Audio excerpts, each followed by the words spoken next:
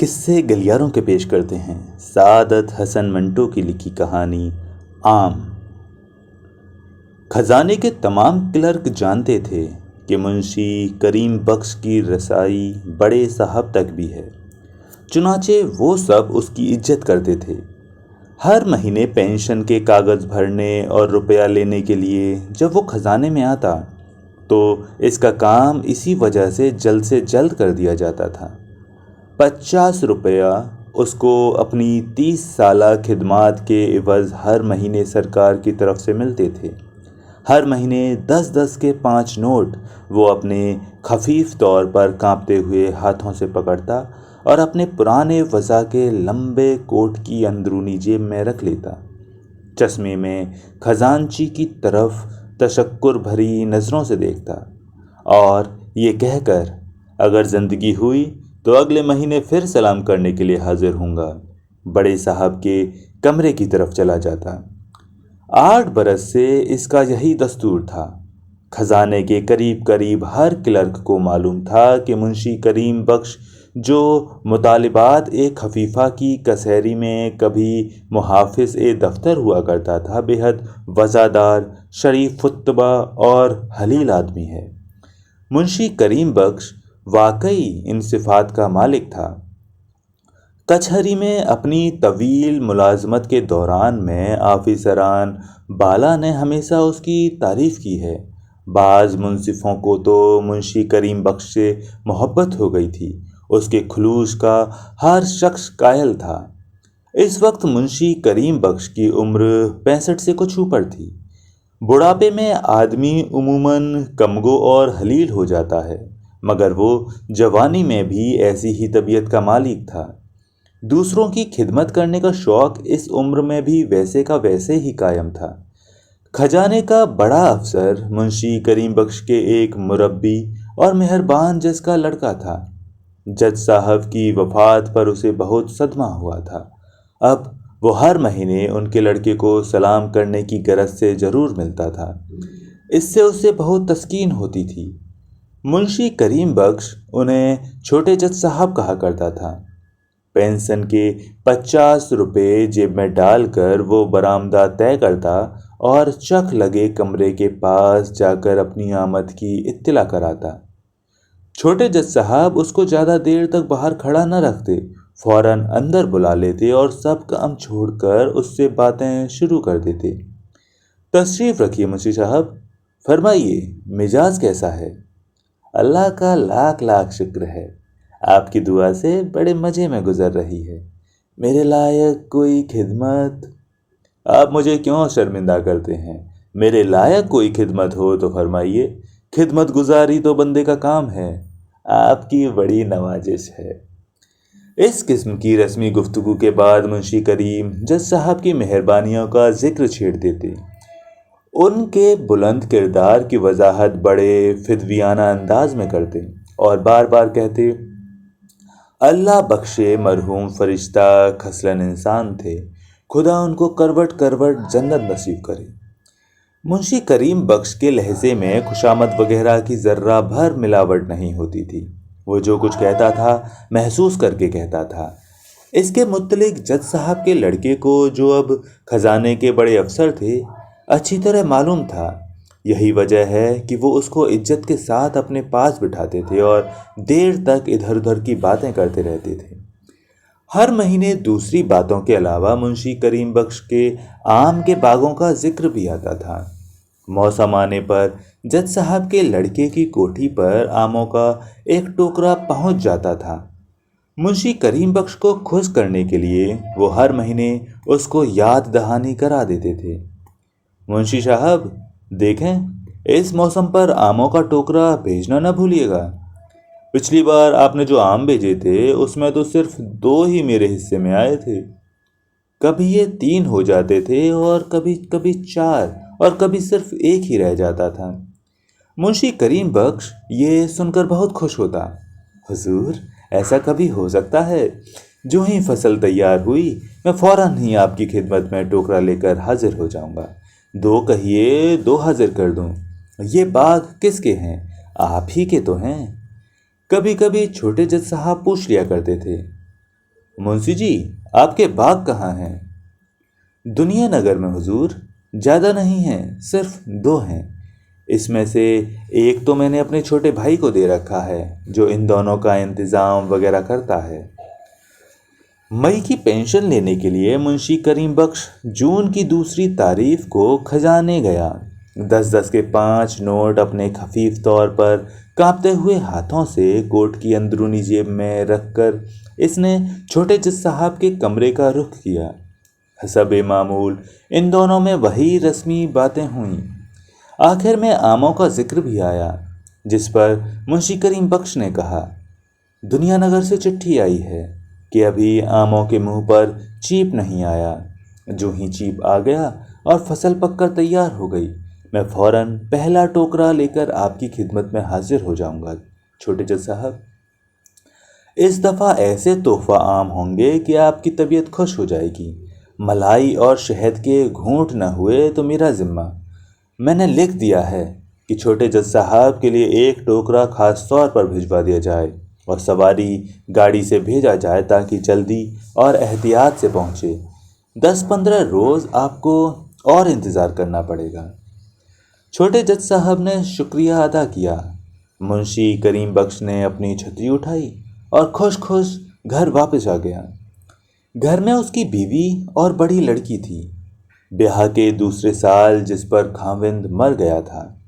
मुंशी करीम बख्श की और कोई औलाद नहीं थी, मगर उस मुख्तसर से कुनबे के बावजूद 50 रुपयों में इसका गुज़र बहुत ही मुश्किल से होता था। इसी तंगी के बायस उसकी बीवी ने के तमाम जेवर इन 8 बरसों में आहिस्ता आहिस्ता बिक गए थे। मुंशी करीम बख्श फजूल खर्ची नहीं था। उसकी बीवी और वो बड़े किफ़ायत शियार थे, मगर इस किफ़ायत शियारी के बावस्फ़ तनख्वाह में से 1 पैसा भी उनके पास न बचता था। उसकी वजह ये थी कि मुंशी करीम बख्श चंद आदमियों की खिदमत करने में बेहद मुसर्रत महसूस करता था। उन चंद खास आदमियों की खिदमत गुजारी में जिनमें से उसे दिली अकीदन थी। इन खास आदमियों में से एक तो जज साहब के लड़के थे, दूसरे एक और अफसर थे जो रिटायर होकर अपनी ज़िंदगी का बकाया हिस्सा एक बहुत बड़ी कोठी में गुजार रहे थे। उनसे मुंशी करीम बख्श की मुलाकात हर रोज़ सुबह सवेरे कंपनी बाग में होती थी। बाग की सैर के दौरान में मुंशी करीम बख्श उनसे हर रोज़ पिछले दिन की खबरें सुनता था। कभी कभी जब वो बीते हुए दिनों के तार छेड़ देता तो डिप्टी सुपरिटेंडेंट साहब अपनी बहादुरी के किस्से सुनाना शुरू कर देते थे कि किस तरह उन्होंने लायलपुर के जंगली इलाके में एक खूंखार कातिल को पिस्तौल खंजर दिखाए बगैर गिरफ्तार किया और किस तरह उनके रौब से एक डाकू सारा माल छोड़कर भाग गया। कभी कभी मुंशी करीम बख्श के आम के बागों का भी जिक्र आ जाता। मुंशी साहब, कहिए अब की दफ़ा फसल कैसी रहेगी? फिर चलते चलते डिप्टी सुपरिटेंडेंट साहब ये भी कहते, पिछले साल आपने जो आम भिजवाए थे बहुत ही अच्छे थे, बेहद लजीज थे। इंशाअल्लाह खुदा के हुक्म से अब की दफ़ा भी ऐसे ही आम हाजिर करूँगा। एक ही बूटे के होंगे, वैसे ही लजीज, बल्कि पहले से कुछ बढ़ चढ़कर ही होंगे। उस आदमी को भी मुंशी करीम बख्श हर साल मौसम पर एक टोकरा भेजता था। कोठी में टोकरा नौकरों के हवाले करके जब वो डिप्टी साहब से मिलता और वो इसका शुक्रिया अदा करते तो मुंशी करीम बख्श निहायत इनकिसारी से काम लेते हुए कहता, डिप्टी साहब, आप क्यों मुझे शर्मिंदा करते हैं? अपने बाग हैं, अगर एक टोकरा यहाँ ले आया तो क्या हो गया? बाजार से आप एक छोड़ कई टोकरे मंगवा सकते हैं। ये आम चूंकि अपने बाग के हैं और बाग में सिर्फ एक बूटा है जिसके सब दाने गुलावट, खुशबू और मिठास में एक जैसे हैं, इसलिए ये चंद तोहफे के तौर पर ले आया। आम देने के बाद जब वो कोठी से बाहर निकलता तो उसके चेहरे पर टिमटिमाहट होती। एक अजीब किस्म की रूहानी तस्कीन उसे महसूस होती थी जो कई दिनों तक उसको मसरूर रखती थी। मुंशी करीम बख्श इखरे जिस्म का आदमी था। बुढ़ापे ने उसके बदन को ढीला कर दिया था, मगर यह ढीलापन बदसूरत मालूम नहीं होता था। اس کے پتلے پتلے ہاتھوں کی پھولی ہوئی رگیں، سر کا خفیف سا ارتیاش اور چہرے کی گہری لکیریں اس کی متانت و سنجیدگی میں اضافہ کرتی تھیں۔ ایسا معلوم ہوتا تھا کہ بڑھاپے نے اس کو نکھار دیا ہے۔ کپڑے بھی وہ صاف ستھرے پہنتا تھا، جس سے یہ نکھار ابھر آتا تھا۔ اس کے چہرے کا رنگ سفیدی مائل زرد تھا، پتلے پتلے ہونٹ جو دانت نکل جانے کے بعد اندر کی طرف سمٹے رہتے تھے، ہلکے سرخ تھے۔ خون کی اس کمی کے باعث اس کے چہرے پر ایسی صفائی پیدا ہو گئی تھی جو اچھی طرح منہ دھونے کے بعد تھوڑی دیر تک قائم رہا کرتی تھی۔ وہ کمزور ضرور تھا، 65 برس کی عمر میں کون کمزور نہیں ہو جاتا، مگر اس کمزوری کے باوجود اس میں کئی میل پیدل چلنے کی ہمت تھی۔ خاص طور پر جب آموں کا موسم آتا تو وہ ڈپٹی صاحب اور چھوٹے جج صاحب کو آموں کے ٹوکرے بیچنے کے لیے اتنی دوڑ دھوپ کرتا تھا کہ 20-25 برس کے جوان آدمی بھی کیا کریں گے۔ بڑے اہتمام سے ٹوکرے کھولے جاتے تھے، ان کا گھاس پھوس الگ کیا جاتا تھا، داغی یا گلے سڑے دانے الگ کیے جاتے تھے اور صاف ستھرے آم نئے ٹوکروں میں گن کر ڈالے جاتے تھے۔ منشی کریم بخش ایک بار پھر اطمینان کرنے کی خاطر ان کو گن لیتا تھا تاکہ بعد میں شرمندگی نہ اٹھانی پڑے۔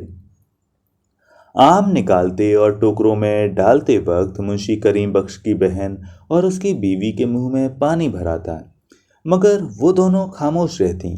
بڑے بڑے رس بھرے خوبصورت آموں کا ڈھیر دیکھ کر جب ان میں سے کوئی یہ کہے بغیر نہ رہ سکتی، کیا حرج ہے اگر اس ٹوکرے میں سے 2 آم نکل آئیں تو منشی کریم بخش سے یہ جواب ملتا، اور آ جائیں گے، اتنا بیتاب ہونے کی کیا ضرورت ہے۔ یہ سن کر وہ دونوں چپ ہو جاتیں اور اپنا کام کرتی رہتیں۔ جب منشی کریم بخش کے گھر میں آموں کے ٹوکرے آتے تھے تو گلی کے سارے آدمیوں کو اس کی خبر لگ جاتی تھی۔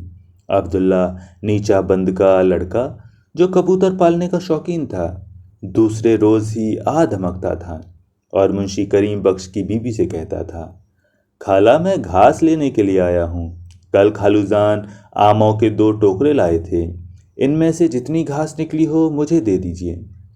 ہمسائی نوراں جس نے کئی مرغیاں پال رکھی تھیں، اسی روز شام کو ملنے آ جاتی تھی اور ادھر ادھر کی باتیں کرنے کے بعد کہا کرتی تھی، پچھلے برس جو تم نے مجھے ایک ٹوکرا دیا تھا بالکل ٹوٹ گیا ہے، اب کے بھی ایک ٹوکرا دے دو تو بڑی مہربانی ہوگی۔ دونوں ٹوکرے اور ان کی گھاس یوں چلی جاتی۔ حسب معمول اس دفعہ بھی آموں کے 2 ٹوکرے آئے، گلے سڑے دانے الگ کیے گئے اور جو اچھے تھے ان کو منشی کریم بخش نے اپنی نگرانی میں گنوا کر نئے ٹوکروں میں رکھوایا۔ 12 بجے پہلے پہل یہ کام ختم ہو گیا، چنانچہ دونوں ٹوکرے غسل خانے میں ٹھنڈی جگہ رکھ دیے گئے تاکہ آم خراب نہ ہو جائیں۔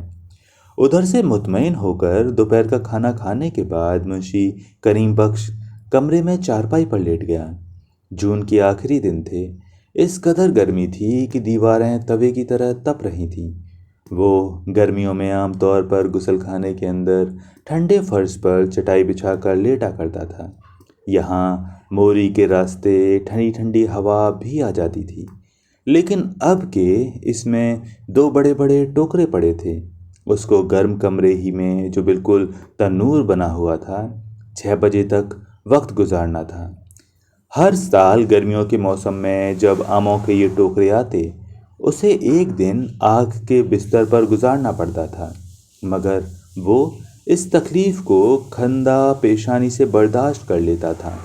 قریباً 5 گھنٹے تک چھوٹا سا پنکھا بار بار پانی میں تر کر کے جھلتا رہتا، انتہائی کوشش کرتا کہ نیند آ جائے، مگر ایک پل کے لیے بھی اسے آرام نصیب نہ ہوتا۔ جون کی گرمی اور جدی قسم کی مکھیاں کسے سونے دیتی ہیں۔ آموں کے ٹوکرے غسل خانے میں رکھوا کر جب وہ گرم کمرے میں لیٹا تو پنکھا جلتے جلتے ایک دم اس کا سر چکرایا، آنکھوں کے سامنے اندھیرا سا چھانے لگا۔ پھر اسے ایسا محسوس ہوا کہ اس کا سانس اکھڑ رہا ہے اور وہ سارے کا سارا گہرائیوں میں اتر رہا ہے۔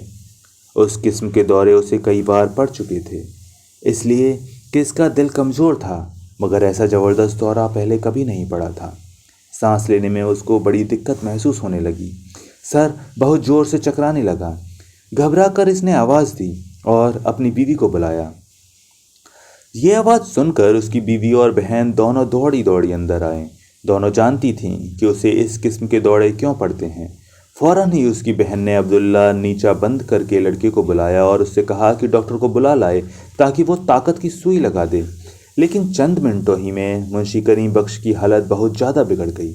اس کا دل ڈوبنے لگا، بے قراری اس قدر بڑھ گئی کہ وہ چارپائی پر مچھلی کی طرح تڑپنے لگا۔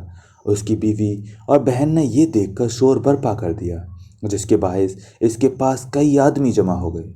بہت کوشش کی گئی اس کی حالت ٹھیک ہو جائے، لیکن کامیابی نصیب نہ ہوئی۔ ڈاکٹر بلانے کے لیے 3-4 آدمی دوڑائے گئے تھے، لیکن اس سے پہلے کہ ان میں سے کوئی واپس آئے منشی کریم بخش زندگی کے آخری سانس لینے لگا۔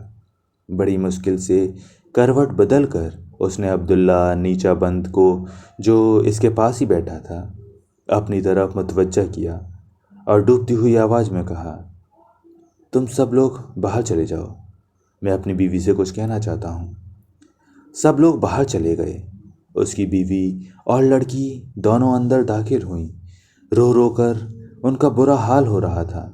منشی کریم بخش نے اشارے سے اپنی بیوی کو پاس بلایا اور کہا، دونوں ٹوکرے آج شام ہی ڈپٹی صاحب اور چھوٹے جج صاحب کی کوٹھی پر ضرور پہنچ جانے چاہیے، پڑے پڑے خراب ہو جائیں گے۔ ادھر ادھر دیکھ کر اس نے بڑے دھیمے لہجے میں کہا، دیکھو تمہیں میری قسم ہے، میری موت کے بعد بھی کسی کو آموں کا راز معلوم نہ ہو۔ کسی سے نہ کہنا کہ یہ آم ہم بازار سے خرید کر لوگوں کو بیچتے تھے۔ کوئی پوچھے تو یہی کہنا کہ دنیا نگر میں ہمارے باغ ہیں، بس۔ اور دیکھو جب میں مر جاؤں تو چھوٹے جج صاحب اور ڈپٹی صاحب کو ضرور اطلاع بھیج دینا۔ چند لمحات کے بعد منشی کریم بخش مر گیا۔ اس کی موت سے ڈپٹی صاحب اور چھوٹے صاحب کو لوگوں نے مطلع کر دیا، مگر دونوں چند ناگزیر مجبوریوں کے باعث جنازے میں شامل نہ ہو سکے۔ تو دوستو، یہ تھی کہانی آم، لیکھک سعادت حسن منٹو۔ امید ہے آپ کو کہانی پسند آئی ہوگی۔ ملتے ہیں کسی اور دن کسی نئی کہانی کے ساتھ۔ تب تک کے لیے نمسکار۔